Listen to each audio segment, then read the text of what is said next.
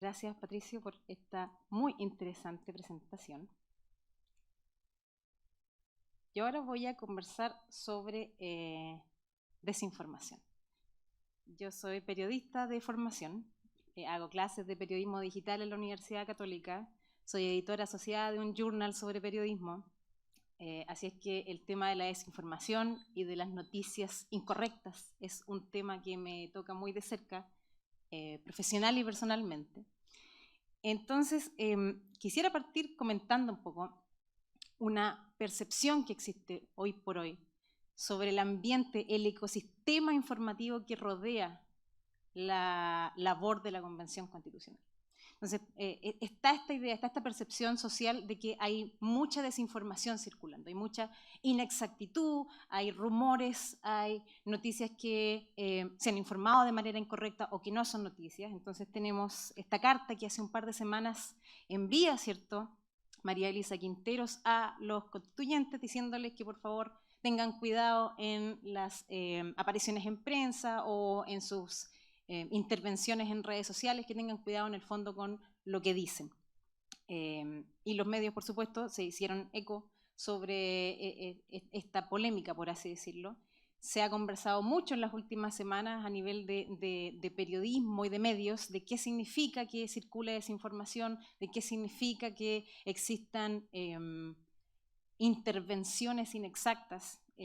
Sin ir más allá, el lunes publicamos, ¿cierto?, una columna en CIPER con las colegas del MEPOP, ¿cierto?, Jimena Orchar y Claudia Lagos, donde hablamos, ¿cierto?, de los dilemas comunicacionales que están afectando a la Convención hoy por hoy. Y en esta columna nosotros hacemos hincapié en que hay tres pilares que hay que considerar en una estrategia comunicacional, pero yo quiero detenerme en el segundo punto, que es poner ojo, ¿cierto?, ante la proliferación de rumores y desinformación, que puede ser, ¿cierto?, un error involuntario, que puede ser periodismo de mala calidad, producto de las precariedades con las que de repente trabajamos, ¿cierto?, la inmediatez, o pueden ser lisa y llanamente informaciones que fueron creadas, fabricadas para poner temas en la agenda, para potenciar ciertas ideas y deslegitimar otras. Ahora bien, es importante mencionar que este ecosistema informativo o desinformativo que pareciera estar rodeando el trabajo de la Convención no aparece en el minuto en que la Convención está trabajando en aprobar o no aprobar los artículos que van a ir en el borrador de la Constitución. Las patologías informativas, a mí personalmente me encanta este concepto porque es como que estamos enfermos de desinformación, han rodeado a la Convención desde sus inicios. Entonces es probable que ustedes recuerden, ¿cierto?, estos tweets o estos mensajes que andaban circulando en WhatsApp, que no venían de ninguna fuente en particular, sino que venían de repente en formato meme o imágenes, ¿cierto?, diciendo, por ejemplo, el 20% de los constituyentes no ha terminado cuarto medio. Hay un porcentaje de la gente que está en la Convención que no tiene cuarto medio.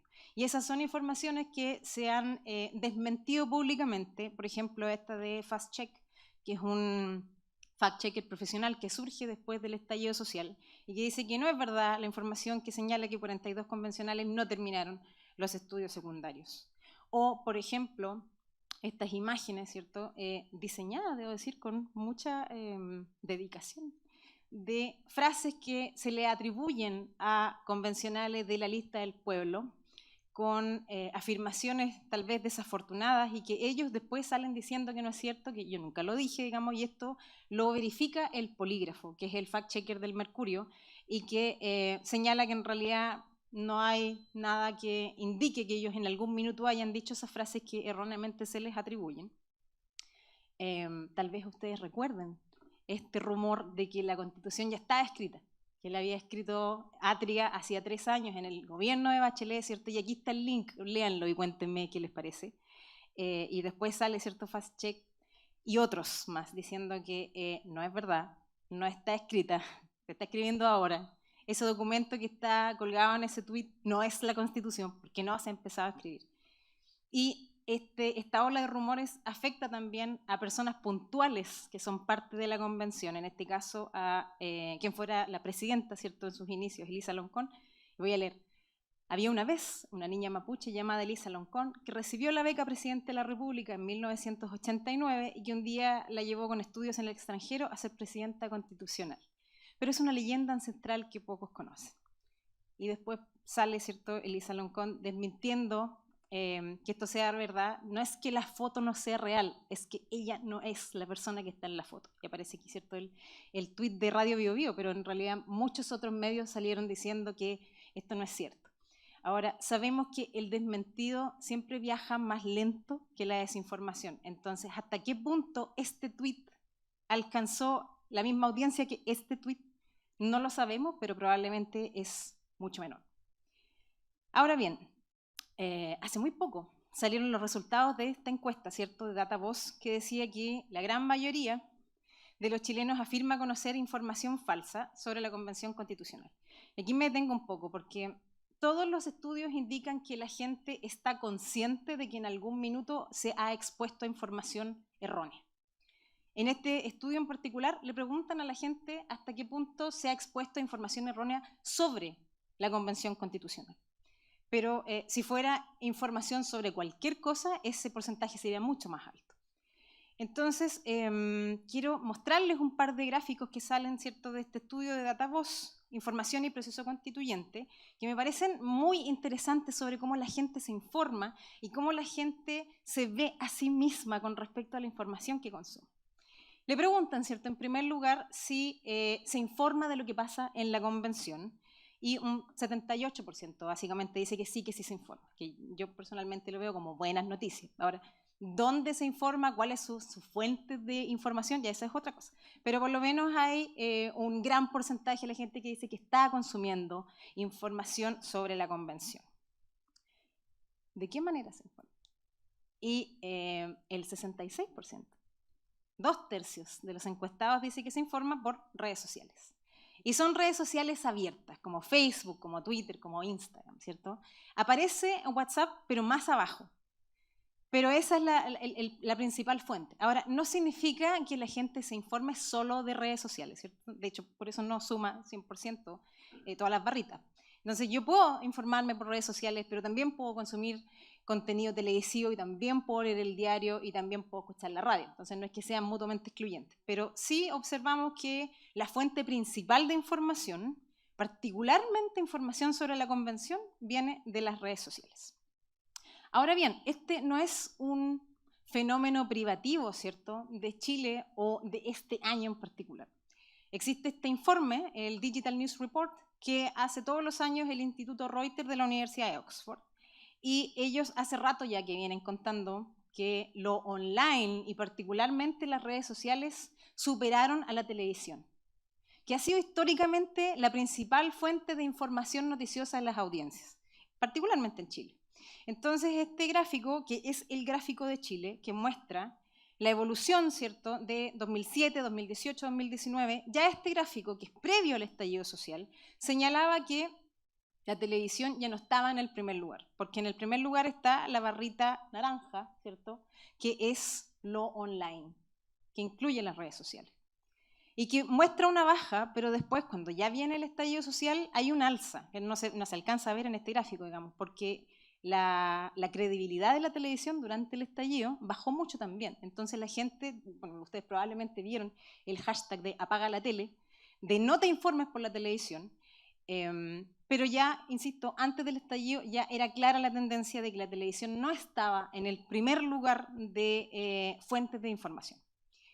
De nuevo, esto no es un fenómeno privativo de Chile, este pantallazo es de un estudio de Pew Research Center que muestra que en Estados Unidos pasa más o menos el mismo fenómeno. Lo que estoy mostrando ahora es fuentes de información entre los millennials y se observa también que fuentes de información noticiosa a diario son las redes sociales en su mayoría, un 57%. Ahora, esto en realidad igual tiene que ver un poco con las características demográficas de la audiencia. Entonces, si miramos el rango etario entre 18 y 34 años, la gente que se informa por redes sociales sobre la convención es el 81%. Si después avanzamos, ¿cierto?, hasta 35 y 54, eso baja a un 74%, pero sigue siendo la principal fuente de información. ¿Dónde no es la principal fuente? En la gente de 55 años o más, donde ahí volvemos a la tele. Televisión tiene 67%, redes sociales tiene 43%. Entonces, ese es el segmento que sigue teniendo la televisión como su fuente principal. Pero de 54 hacia abajo ya nos movimos a las redes sociales, particularmente la gente más joven. Ahora bien, ¿ha conocido alguna información sobre la Convención Constituyente que haya resultado falsa? El 58% dice que sí, que en algún minuto leyó una información que después fue desmentida, verificada, que descubrió que no era cierta. Y eso es para la gente que efectivamente se dio cuenta. O sea, puede que existan personas que digan no me he expuesto a información falsa simplemente porque nunca le llegó el desmentido, entonces nunca supo que era información falsa. Por ende, ese 58% es la gente que está consciente de haberse expuesto a información falsa. ¿Dónde leyó esa información falsa? En las redes sociales. Entonces, el 49% de los encuestados dicen que se topó con esa información falsa en redes sociales abiertas, de nuevo, como Facebook, Twitter, Instagram u otras. Me llamó a mí mucho la atención ver que WhatsApp, los servicios de mensajería como WhatsApp o Telegram, estaba tan abajo. Yo habría pensado que tuviera un porcentaje más alto, porque en realidad últimamente se ha demonizado mucho a WhatsApp y su potencial para amplificar las noticias falsas. Y sabemos también que WhatsApp poco a poco se ha ido convirtiendo en una red donde la gente también se informa. Este pantallazo, de nuevo, es del Digital News Report, que señala que en Latinoamérica, al menos, la utilización de WhatsApp para informarse alcanza un 40%. Entonces tenemos que Facebook lidera, ¿cierto?, como red social para informarse con un 59%, y después viene WhatsApp. Entonces, en ese sentido, nuestro comportamiento informativo en términos de plataformas digitales está más cerca de África que de Asia, de Norteamérica y de Europa. Porque el 40%, es decir, casi la mitad de los encuestados dice que se informa por WhatsApp. Ahora, perdón. Algo soy. No sé por qué bajamos tanto. Van a cachar que tenía infinitas slides. Ya, aquí voy. Ya. ¿Cuál es el problema? Si es que efectivamente hay un problema con informarse por las redes sociales. Bueno, informarse por WhatsApp no necesariamente significa exponerse solamente a información falsa. Aquí tengo un pantallazo, ¿cierto? Un ejemplo de grupos de WhatsApp cuyo objetivo es informar a la audiencia. Entonces, este es un ejemplo de un grupo de difusión de Jaime Baza que 1 o 2 veces al día está mandando información de lo que está pasando en la convención. Hoy día se aprobaron tales artículos, hoy día se discutieron tales temas, tal cosa pasó hoy en la convención. Pero este también es un grupo donde yo estoy. Hay otro tipo de informaciones que circula con un tono mucho más alarmista. Este es de los tiempos de la pandemia, donde aparece, ¿cierto?, una información muy alarmista de que vamos a morir. Entonces, cuando eso pasa, yo me meto. Yo no soy muy popular yo en mis grupos de WhatsApp. Entonces yo me meto diciendo, no contribuyamos a difundir información, esto no está verificado, en realidad no hay un link que sea confiable, no hay una fuente oficial que lo haya dicho, etcétera, etcétera. Entonces tenemos, ¿cierto?, riesgos de informarnos por redes sociales, porque de partida, si no hay una curatoría consciente de mis redes sociales, porque yo las voy a usar para informarme, estoy corriendo muchos riesgos. Si yo digo, mira, voy a tener una dieta informativa lo más balanceada posible, donde voy a consumir a lo mejor redes sociales para informarme, porque voy a seguir a distintos medios, porque voy a seguir a periodistas, porque voy a seguir incluso a esas organizaciones que no me gustan. Y le voy a dar like para que el algoritmo me muestre más cosas de ellas. O sea, de tener ahí como un abanico, un repertorio informativo. Pero en realidad esas son decisiones que no todos tomamos. De hecho, me atrevería a decir que el porcentaje de la población que hace una curatoría informativa de sus redes sociales es más bien bajo. Entonces, si no hago eso, me enfrento a comunidades muy homogéneas, porque básicamente sigo a la gente que piensa como yo, o me gusta cómo piensa, me gusta lo que dice, me identifico. Sigo los medios que tienen información que es consistente con mis creencias. Entonces me quedo en esta burbuja de filtro, o filtro de burbuja, las filter bubbles, donde básicamente tengo la impresión de que lo que yo digo es lo que la mayoría de la gente piensa, porque no me encuentro con nadie que diga otra cosa. Entonces, cuando me encuentro con una perspectiva distinta, digo, pero ¿cómo alguien puede pensar así? Debe ser la única persona. Porque no estoy expuesta a otros puntos de vista. Entonces, tengo el problema de la homogeneidad, de las burbujas, de la polarización, porque además, como ni siquiera tengo la ocasión de discutir puntos de vista distintos, porque no me encuentro con ellos, no me topo con ellos en las redes sociales, cuando eso ocurre, se genera la intolerancia, la incivilidad, el troleo, pero, y aquí la guinda de la torta, la desinformación. Y no tengo tampoco nadie que me diga, no, esa información está errada, tal persona dijo que no era así, porque probablemente mi grupo, mi red online u offline, también va a creer lo que se encontró. Este experimento a mí me encantó. Le preguntaron a la gente que hasta qué punto había compartido esa noticia falsa con la que se había encontrado. Y solo un 4,8% reconoció haber compartido esa información, un 5%. Pero ellos hicieron, dentro de la encuesta, un experimento donde le mostraron a la gente rumores, noticias que se ha verificado que no son reales, y el 30% había compartido alguna de esas noticias. Entonces, en general, el porcentaje no era un 5%, era un 30%. Lo que pasa es que ese 25% o no sabía o no quiso reconocerlo eventualmente, que también puede ser. Pero estamos frente a una situación donde la gente no necesariamente reconoce las noticias falsas. ¿Por qué? ¿Por qué la gente no se da cuenta cuando una noticia no es real, cuando una información no es correcta? Yo tengo 3 explicaciones para esto. Pueden haber más, yo traje 3 nomás porque hay que respetar la hora. Porque no puede. No tiene la alfabetización necesaria para darse cuenta. No nos hemos hecho cargo de eso como sociedad, como universidades, como académicos, como escuelas, como instituciones. A nadie le importa. A nadie le enseñan a usar las redes sociales concienzudamente, responsablemente. ¿Quién termina perdiendo aquí? Las personas con menor educación, las personas con poco interés político, porque si no me interesa la política, no busco informarme activamente, espero que las noticias me lleguen. El concepto del news comes to me.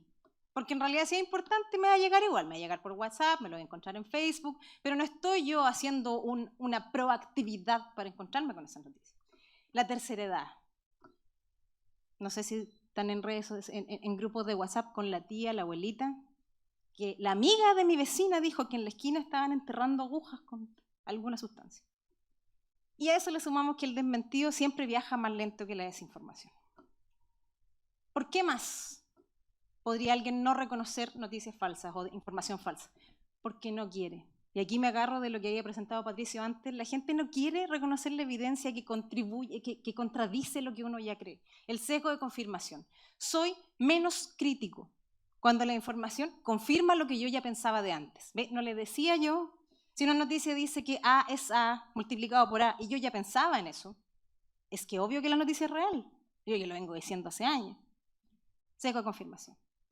Y la tercera opción es porque es difícil. Es difícil darse cuenta cuando una noticia es falsa, porque hoy por hoy las noticias falsas, las fake ya no son como las de antes. Tengo un ejemplo aquí. Yo conversaba ayer con Cecilia Derpich, que es la subeditora de investigación del Mercurio y quien está a cargo del Polígrafo, que es el fact-checker del Mercurio. Y conversábamos de las fake news que habían circulado en 2017, en la elección de 2017, que fueron 3. Primero, que Piñera tenía Parkinson. Segundo, que Guillé era narcotraficante. Y tercero, que Bachelet era alcohólica. Esas fueron las noticias. Burdas, muy difíciles de creer en primera instancia y muy fáciles de verificar. Hoy por hoy las noticias que están circulando, la información que está circulando no es así de simple, no es así de fácilmente identificable. Tengo aquí una clasificación de First Draft, que es un laboratorio de información que surge en 2017, uno de los primeros que empieza a hablar ya de manera académica de la desinformación, producto de la elección de 2016, ¿cierto? Trump versus Clinton. Y ellos tienen esta clasificación que ha sido utilizada hasta el hartazgo por nosotros los académicos, pero aquí estoy yo de nuevo con ella. Y lo fake de lo fake es esa categoría, ¿cierto? El contenido 100% fabricado que fue realizado deliberadamente con la intención de engañar y dañar a una cierta comunidad o una cierta postura política, ideológica, social. Pero está todo este otro rango de información inexacta que puede tener eventualmente los mismos efectos en las audiencias. Contenido impostor, contenido engañoso, conexiones falsas, contenido manipulado. Y además, se sabe que el cerebro es menos crítico con la información visual. Y hemos visto muchas imágenes circulando que han tenido algún cierto tipo, ¿cierto?, de edición para contribuir a una idea de que, en este caso, los convencionales están haciendo campaña por Boric en el sur. Que en realidad fue una foto que tuvo una vida relativamente corta, porque obviamente que la gente que vive en Concepción sabe que ese letrero no decía Boric, y después salieron los desmentidos en la web. Quería mencionar este paper de mi amiga Rachel Murao, que es una académica de la Universidad de Michigan State y que lo escribió con su alumno doctoral de ese minuto, Craig Robertson. Y ellos lo que hicieron fue un análisis de 50 sitios web estadounidenses que habían sido identificados como sitios web que publicaban desinformación. Y lo que ellos encontraron es que las noticias falsas, erróneas, inexactas, que generaban mayor vinculación con las audiencias, eran las noticias que no eran tan falsas. O sea, la noticia 100% fake era rápidamente identificada y desechada por la audiencia. Pero esas que tenían un dato erróneo, una interpretación incorrecta, un tinte de rumor, eran las que tenían más éxito. Entonces, si uno quisiera ponerse con una pyme de fake news, el consejo aquí es que no la haga tan fake, en el fondo. Ellos lo plantean en el paper, así como la noticia super fake no le va a ir bien, la noticia que tiene tintes, esa va a estallar, a despegar. Y ellos también encuentran que las noticias, lo fake, al final, ¿qué es lo falso? Y hay mucho de lo que yo creo que es falso. Hay mucho de identidad política involucrada en decir, yo no creo que esto sea real o no creo que sea falso y no me importa la evidencia, porque o confirma o no confirma mis creencias y tiene que ir con eso. Entonces empiezo a cerrar. Yo he investigado el tema de las fake news y de la desinformación desde el punto de vista periodístico. Este paper que publiqué con mi colega de la Universidad de Kansas, Hong Wu, sobre cómo los periodistas tratan de desmentir o no la información que se encuentra en redes sociales y que no es información real, o cómo los periodistas han cambiado sus prácticas periodísticas para lidiar con los efectos de la desinformación. Pero personalmente yo en este minuto estoy más interesada en ver los efectos de la desinformación en la gente. Yo publiqué este paper el año pasado sobre belief gaps, que es una hipótesis que a mí me parece súper interesante y que nace de la hipótesis del knowledge gap, la brecha de conocimiento. Entonces tengo aquí en este grafiquito, ¿cierto?, dos personas.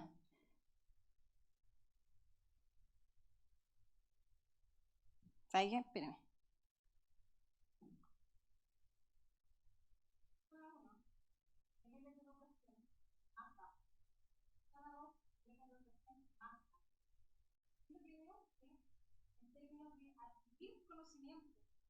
Tiene más educación y está más alta. Parte de una adquisición de conocimiento más alta. Acá tengo, ¿qué pasa? Yo incremento el flujo de información noticiosa. Entonces, si yo estoy aprendiendo sobre política y me expongo a información política, por ejemplo, campañas o información en los medios, voy a incrementar ese flujo de información y voy a tener más conocimiento. Pero lo que dice la hipótesis es que los más educados, o sea, persona 2, que ya partió arriba, adquiere información a una tasa más alta que el que no tenía tanta educación. Entonces se genera una brecha. Yo puedo decir, voy a informar a la gente para que tome mejores decisiones, pero en realidad lo que estoy haciendo es aumentar, tristemente, la brecha entre mejores y no tan bien educados, porque los que ya tenían más educación aprenden más rápido y aprenden más. A partir de esto, del knowledge gap, aparece la hipótesis del belief gap, la brecha de creencias, que tiene que ver ya no con la adquisición de conocimiento, sino qué creo y qué tanto me aferro a lo que creo. En temas que generan altos niveles de polarización, las brechas ya no se generan a nivel de conocimiento, sino a nivel de creencias. Ejemplo, y estoy terminando, en caso que estén medio desesperados. Hicimos una encuesta de 2 horas con ciudadanos estadounidenses y les preguntamos sobre falsas creencias asociadas a inmigrantes sirios. Las preguntas eran, ¿hasta qué punto esto es verdad? La mayoría de los refugiados que están llegando son hombres en edad de combate. La mayoría de los refugiados tienen antecedentes terroristas. O existe una potencial amenaza de que ingrese gente del Estado Islámico. Y lo que nos encontramos aquí es que la gente con poca educación, que es la línea verde, no importaba su identidad política, no importaba si era liberal o demócrata, no importaba si era conservador o republicano, la línea está plana, eso significa que no hay efecto. Todos creían en esas noticias sobre los inmigrantes, parten bien arriba en la escala, en el 6,2. Pero si yo tengo mucha educación, ahí sí importa si soy liberal, demócrata o si soy conservador o republicano. Entonces, si yo soy republicano, sí las voy a creer. Está por allá arriba el punto amarillo. Pero si soy demócrata, no las voy a creer. Y en ambos casos tengo mucha educación. En las semanas previas al plebiscito, la mayoría de las fake news llamaba a votar rechazo o sabotear el plebiscito. Esta imagen que salió, este video que salió en la franja del rechazo, ¿cierto? Que hablaba del secuestro de un cura como si fuera real. Información que decía que se estaba empadronando extranjeros para que vinieran a aprobar por el apruebo. Conversaciones, ¿cierto?, sobre que se iban a modificar los símbolos patrios. Bueno, todas estas informaciones vienen de un determinado grupo con ideologías políticas marcadas que están atacando a otro grupo, ¿cierto? Nosotros hicimos una encuesta de 2 horas antes y después del plebiscito del 2000 y medimos consumo de noticias y fact-checking. Se le preguntó a la gente hasta qué punto verificaba la información que recibía cuando esa información iba en contra de lo que la persona ya sabía o ya creía. Y nos encontramos que, para el caso de la izquierda que está allá, el no tener educación era más o menos lo mismo, no había efecto, pero para quienes tenían mucha educación, usar medios alternativos hacía que la gente hiciera más verificación. Pero eso no se replica en la derecha, por así decirlo. Entonces, ¿qué estoy mostrando con esto? Porque esto es un trabajo en progreso, que efectivamente no tiene necesariamente que ver con el nivel educacional, sino con la ideología. La identidad política es muy importante. Estos son temas que vamos a seguir investigando en el núcleo. Yo estoy muy, muy entusiasmada porque estos son los temas que a mí más me gustan. Entonces, mi yo académico con el proceso constituyente y la creación del núcleo está mega feliz. Mi yo ciudadano también está mega feliz porque que tengamos una constitución paritaria elegida democráticamente por la población me hace mega feliz. Así que muchas gracias y vamos a pasar ahora a los comentarios y preguntas de la audiencia.